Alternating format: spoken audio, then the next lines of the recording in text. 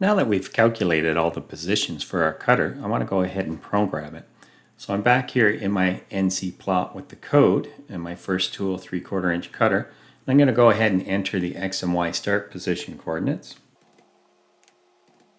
And then we'll pick up the height offset as we normally would, feed down to Z 0.1. And then to get from position 1 to 2 is a clockwise arc, so we'll program G02 and then the X and Y coordinate at the end of the arc. And then R 0.5, the radius path to follow. And then from 2 to 3, we'll switch to the GO1 mode. The only coordinate that changes is the X, so we'll program the new X. And to get from 3 to 4 is another GO2 arc, so we'll go back into the GO2 mode, program the X and Y coordinates at position 4.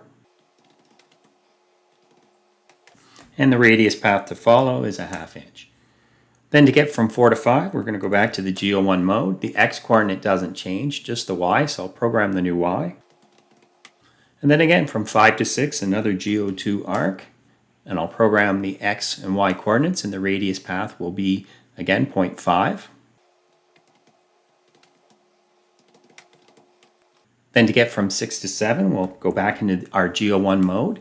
The Y coordinate doesn't change, just the X. So I'll program the X coordinate for position 7. Then to move the cutter from position 7 to 8, we're going to sweep through a 180-degree arc. Again, it'll be a GO2 arc. And when we move the cutter from position to 7 and 8, we sweep through a 180-degree arc. So the X position is the same, and I don't need to code it. I just need to code the final Y of 0.6875. Next, I need to calculate the radius path for the cutter to follow, and the radius value will be half the difference between the Y at 7 and the Y at 8. So I'll enter 1.375 and I'll minus 0.6875. And I'll divide that by 2 to get a radius path to follow of 0.3438. Lastly, I can switch back into GO1 mode, and to move from 8 to 9, the Y doesn't change. I just need to code the final X value of 2.5375, and I'll refresh the plot. The plot looks good, but the next thing I want to do is I'm just going to scroll down.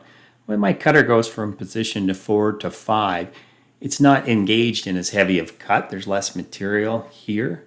So I'm going to add a feed rate there. And for now, I'll just program the same feed rate, but this is a reminder later of the position where I might want to speed up the feed rate. And the same thing from 7 to 8, I might want a new feed rate, so that's here. And again, I'll just enter the 150, and at the machine, I'll see if I need to change it. Now, before I simulate it, I want to add the DXF file, which shows my part here, so it's a little easier to visualize if the cut lines are good. And to do that, I'm going to move up to the setup, go to machine configuration, then move to the viewport settings, and right here, I'll navigate to where my DXF file is stored, select it, and tell it to open, and apply this, and select OK. So now I can visually see the part. I'm just going to play the simulation. Everything looks good. I'll save my work and continue from there.